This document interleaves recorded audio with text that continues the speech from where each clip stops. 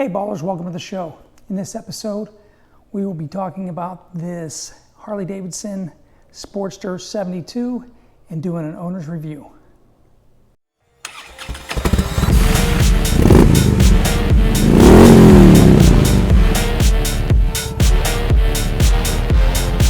Boy, that sure sounds good. Hey ballers, thanks for stopping by the channel. If you like our content, please give us a like, and if you really like our content, well then go ahead and subscribe. As our thumbnail said, we're going to do an overview of the Harley-Davidson Sporster 72 along with an owner's review. This is a Harley-Davidson Sportster 2013 72. I've actually owned this bike for about a year. In that year, I've put more miles on it than the first owner did in 9 years, so pretty well versed in what this bike is, what it isn't, and I'll give you my thoughts and opinions on what's good about this bike, what's not so good about this bike. But first, a little brief history on the Sportster and the 72 in particular. This bike was made from 2012 to 2016 from Harley-Davidson. Not really sure why they stopped making it. I can only assume that it just didn't have the sales that they wanted. And as you look at the current Sportster lineup, of course, they've gone in a completely different direction with the newer stuff than what this bike was. So when this bike came out in 2012, Harley that year was making 3 other Sportsters with the same power plant, the 1200cc engine. There was the 48 and there was the 1200C. All 3 of those bikes share the same engine, they share the same frame, they share the same braking system, and they all share the same rear tire, which is a 16-inch rim. That's a bit where the similarities differ. The 72 is the lightest of those 3 bikes.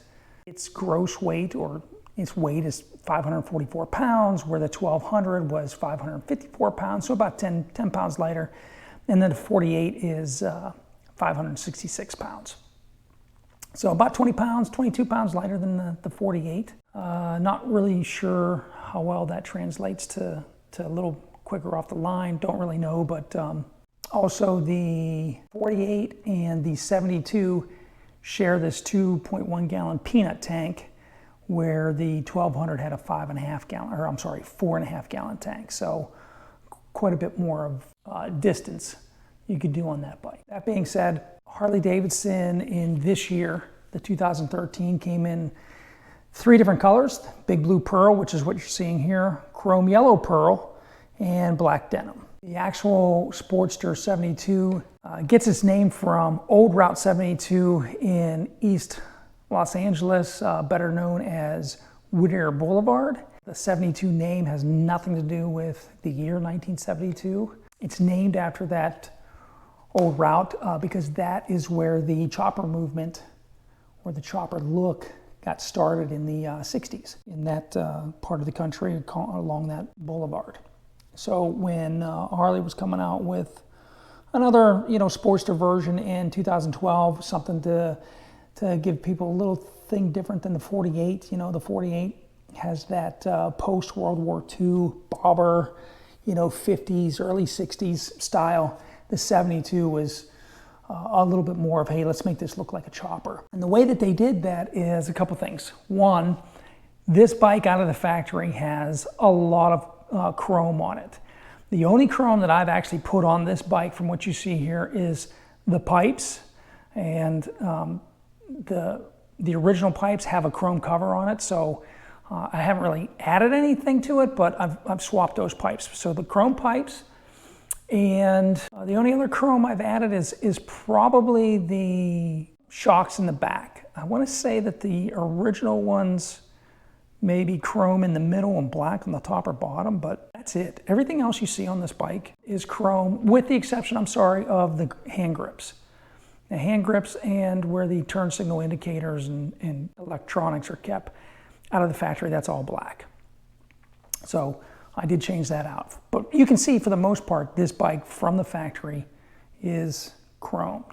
Now, it also comes with that white wall in the back, and it comes with a white wall in the front.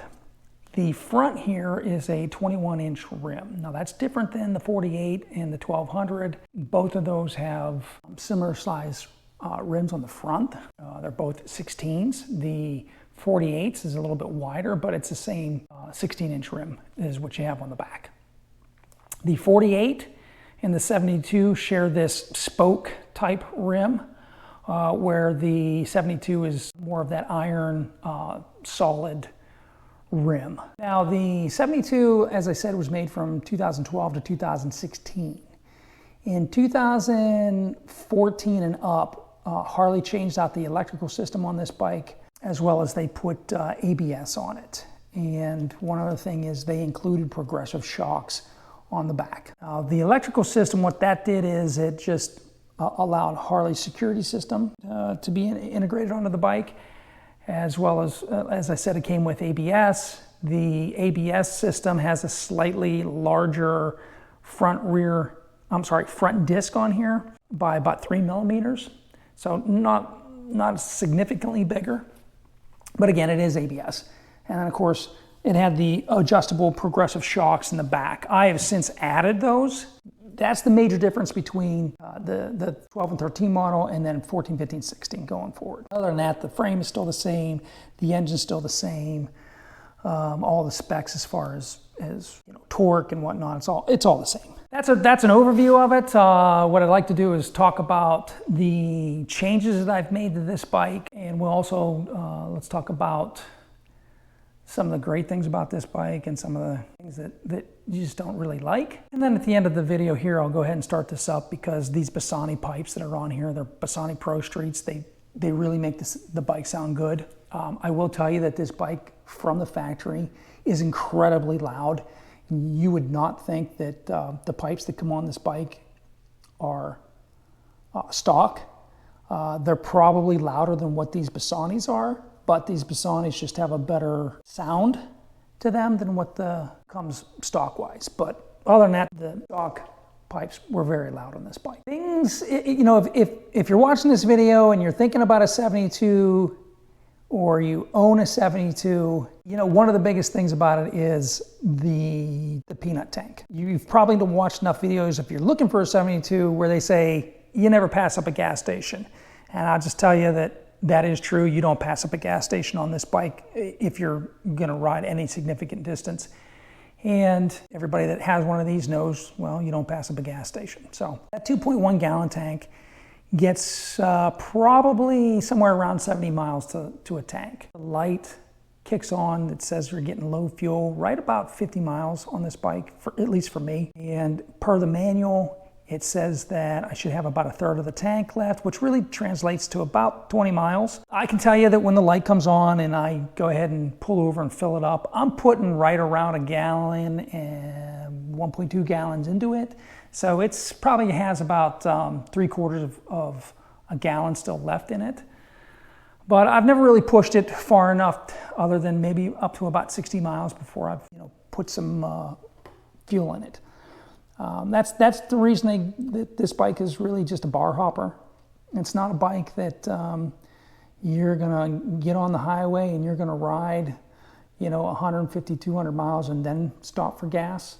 You get on the highway with this bike, literally every gas station that you're gonna come across, especially if it's something that's a decent ride, if you got a sign that says the next gas station's 45 miles or 50 miles, you are pulling over and putting gas in this bike. So I also have a spare little gas canister that if I do any longer rides with it, I will take that with me, because it gets me an extra half gallon. But hey, that gets me another 10, 12 miles that I can get to a gas station if I run out of gas. So also the other thing on this bike, like all Sportsters of this era, it's a 5-speed. And being a 5-speed, it's fine for the regular roads, the back roads, whatnot. But again, when you get on the highway, you're looking for that cruising gear, and you just don't have it. Now, that's not to say that the bike can't handle the highway. I don't know about the 883, but this 1200, Has plenty of power on the highway. I've had this thing doing 90, 95, 100 miles an hour. So if you're looking to just cruise at 70 miles an hour, this will do it all day. It does feel though like it's running hard, but if you watch any other videos about the Sportsters and the 1200s, that's how they're geared. This bike does not have a tachometer on it, so you don't really know, other than listening to the engine, how hard it's working at those speeds. But I can tell you, if I'm doing 70 and I push it up to 100, I don't feel like I'm red lighting the bike in any way. But I have watched a few other videos where they've said, hey, one of the problems on this bike is that you will get a death wobble. And what they mean is this tire being 21-inch rim and a bit of a skinnier tire, when you get up to that 90, 95, 80, 85, something in there, that front end starts shimmying and shaking. I will tell you, when I first bought this bike, that was the case. However, when I first bought it, it had some really, it had some aftermarket tire on the front, and I'm not going to say that the tire was bad, but once I had a new tire put on there and it was rebalanced, I've never had that problem. So I just think that whoever put the tire on to sell it and never balanced the bike out. So once I started getting into a little bit higher speeds, the front end would start wobbling a lot, enough that you're like, hey, I'm gonna wreck. But again, with the new tire on there and balanced properly, I have had no problems with this bike at those high speeds. All right, so what I'd like to do next is just kind of take you through and talk about the things that I've done to this bike, what was stock, what obviously is not stock on this anymore, and I guess I'll start on this side of the bike, and then I can move around to the other side, and we'll talk about that. All right, well, let's talk about the changes that I've made to this motorcycle, what was stock, and then kind of what I swapped out on the bike. We can start up front and we'll just work our way back. As I mentioned earlier, the bike comes from a factory stock with white walls on the back, and on the front I saw no reason to change them because it looked really good. I would probably look, the next time I get tires or need tires, Avon makes a set of double white wall on the back that kicks the look up a little bit more. So, but other than that, it's pretty much the same stock look. The bike out of the factory comes with a fender. So I took that fender off, I put a fork brace on here, and chrome fork brace, and to me, taking the fender off and just putting the brace on just highlights that 21-inch rim and wheel a lot more, and it gives it more of that chopper look and feel. I also put this headlight on here. That headlight is more of a driving light for a different Harley model, but I was able to just hook it up on here with that bracket. And I put a 6,000 watt LED yellow light in there, so when I'm coming down the road and maybe a car's getting ready to pull out or whatnot, it can, they can see me a lot better than just having a standard headlight. That being said, out of the factory, standard headlight, 40 watt halogen, not really bright. So I could put a day maker in there. That's probably one of the first things I did, just so that, from a safety standpoint, people could see me coming. So nice and bright. And again, from the factory, these turn signals are normally mounted up here on your handlebars. And I did a relocation kit, put them down on the forks. So it's kind of what I did to the front end, at least this section. The next thing I did is mirrors and, of course, my grips and my housings for all of my controls. From the factory, it comes in this same black finish that you see here. I went ahead and swapped those out, swapped out the grips, and, of course, the mirrors. These mirrors were super cheap on Harley. I don't know if they had a closeout or whatnot, but I got this set of mirrors for $30 off of Harley's website, and they look good on the bike. And yeah, so anyway, I will tell you, hands down, the hardest thing, or the most time-consuming thing that I did on this bike was swapping out these gauges. Those gauges are not gauges, but housings for the startup and the turn signals and the horn and whatnot. It's just tedious to kind of get them in there and get it all put back together right. And it took me several hours of monkeying around until I got it in there properly. And of course, testing it, making sure that it was all good before I put it all back together. So yeah, that was probably the most time-consuming and tedious piece of it. Now, all the changes I've made to this bike, nothing's really hard. Everything I've done in my garage with, you know, tools. I mean, I did buy some tools when I first bought the bike, but I didn't go and have to buy anything super expensive, right? Probably the most expensive thing I bought was a torque wrench. I spent 50, 60 bucks on it. But, you know, tools are one of those things that you know, you buy the right stuff and you'll have them for life. So not a issue to buy the right stuff. The bike does come out of the factory with the, I'm not sure if those are 12 or 14s, but either way, it comes with these mini apes. I want to say they're 12s. Again, it's got the peanut tank on it. And I did pull off the factory, just, you know, gas cap and put this gas insert thing in here that goes in there. So just makes the bike look a little better because it's flush mount. Moving back, I did a tank lift. Now when I did the tank lift, which is super easy, you know, all it is getting this bracket, which is about a $25 piece.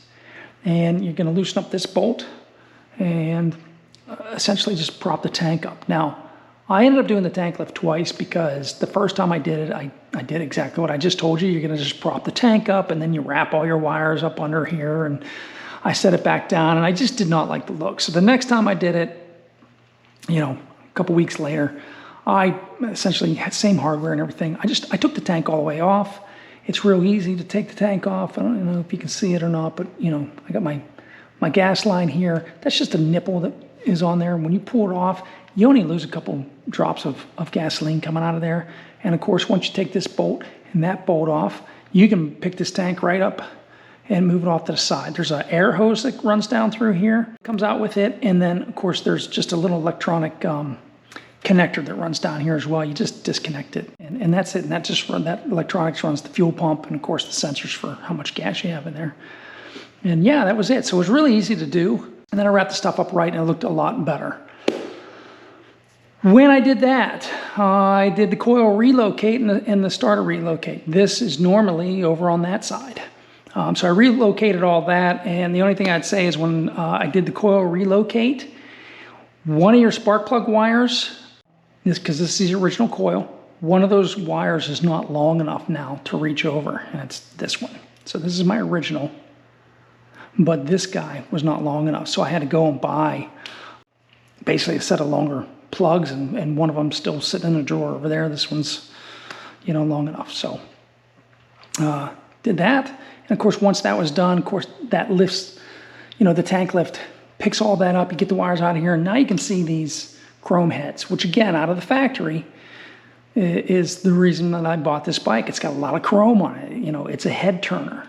I will tell you that when I go to the gas station, you know, half the time when I'm filling up, somebody's coming by saying, nice bike. You know, my neighbors, they all have street glides and road glides, and nobody's going to them saying, hey, you got a nice bike there. This bike is something you don't see rolling down the road every day. And so it's a head turner, whether you're at a stoplight and people are looking at it, or you're at the gas station, people are making comments, or you go to a restaurant and you're outside and people are waiting in line and they say, man, nice bike. So you're going to get that with this bike. A few of the other things I did, just swapped this out. This was a just painted black piece, you know, motor mount. Got the chrome one. Of course, I'm running my chrome K&N oil filter. That comes black. So I just stepped up a little bit more chrome, right? The other thing I did is my mounts for my pegs and gear shifter originally are black. And then it's not really a, I call it a faux chrome, but it's just more of that gray metal that they had here. So I swapped that all out for chrome. Of course, did my linkage as well at the same time. And this comes this way from the factory, but I swapped out to the Willie G here. Did the same thing on the other side, and of course, on my rear passenger pegs, I swapped, it was black, I swapped those for chrome also. The other things I've done is, that's a CC Rider seat. Everybody knows that the seats that Harley gives you out of the factory are extremely uncomfortable, and on the Sportster and this 72, that is very much the case. That stock seat, you know, within 20 miles, everything hurts on it. So I got the CC Rider seat, and it's spring-loaded. Yeah, it's just a much more comfortable seat. Either way, no matter what you do to this bike, unless you're really going to throw thousands of dollars into the suspension, again, it's a bar hopper. This is not a cruising frame. It's not a touring frame. And unless you're, you know, 24, 25, you know, under 30, it's just not something that you're going to take on really long rides. Now, I will say that I swapped out my rear shocks for these progressive shocks. I got these off of Revzilla. They were on a closeout. Normally, I want to say $700. I got them for like $250. Real easy to swap out. You basically just jack the bike up again, bike jack, you know, $100. Jack the bike up, let the tire drop down, loosen up the bolts, pull the old stuff out, put the new stuff on. It's literally 4 bolts and a torque wrench, and you know, this back end is swapped out. So super easy, and it did improve the ride considerably, particularly when I have a passenger on there. The stock shocks on this with a passenger, you literally just felt like you were, you know, on the road, every bump. The other thing I did is, you'll see this sticker that's on the side here. It says Harley-Davidson 72. I just found a guy on eBay that did stickers for all kinds of stuff, and I had him create a bunch of stickers, and instead of having the Willie G in the center, I just had him put the 72 on there. And that's one of those things, super cheap, just looks really good on the bike. And I have extras, so if for some reason it gets scratched up or whatnot, I can just throw a new one on there. But I've had this sticker on there on both sides for since I've had the bike, so a whole year. Washed it plenty of times, and they still look great. So easy, cheap accessory that you know, steps the bike up. So.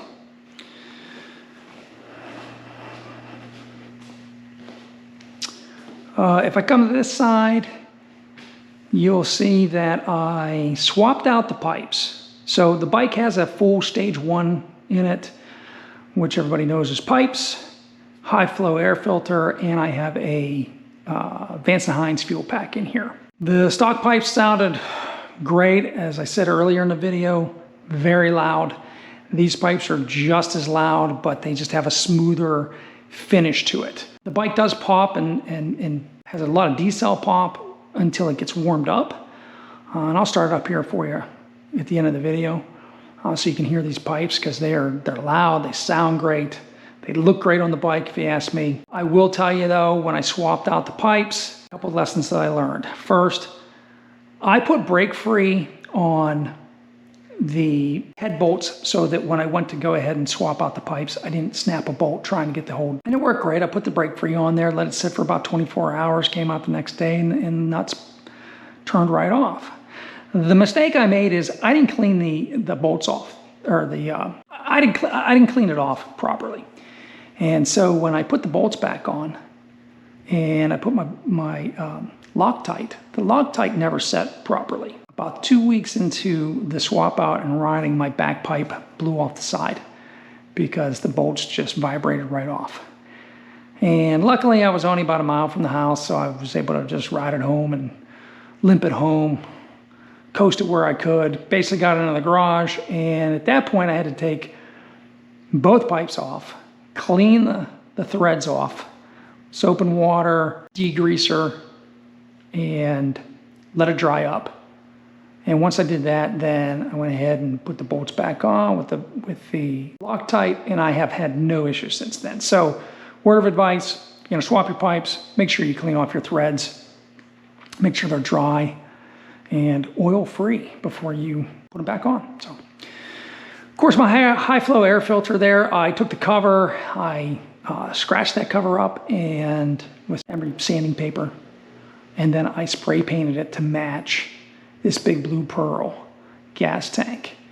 And turned out really well. I got some cans of spray paint online from a company that matches the paint. Actually matches all the Harley paints. I'll put the link in the description down there. But it was about $150, and I've since then, I've painted a few other little pieces and parts. You can see on the bottom of my foot peg right here. I painted that to match. Those are chrome, so a little harder to paint. A little slightly different process. You really gotta scratch them up and put like almost like a primer on there to get the paint to adhere. So I had to do that a couple times till I got it right. Painting that's definitely a skill that people have. So anyway, other than that, that's kind of takes care of the entire bike. One other thing it's kind of goofy, but these little deals, it's really meant for a bicycle or a bike helmet. But if I'm riding at night, I'll turn those on. Those things were $20 off at Amazon, and it's just one of those safety things that, again, people can see me coming, see me turning. It's just people can see me, and that's all I'm looking for, is for somebody to say, "Oh, blinking blue light, what is that?" and have their brain say, "Oh, okay, I need to stop. That's a motorcycle." So, yeah. So what I'm going to go ahead and do is start this bike up for you and let you hear these Bassani pipes, and that'll conclude the video. I had to open up the garage a bit because this bike is pretty loud, and you can see as I turn this on here, you can see my lights. Got that bright yellow light in the front. Walking around here.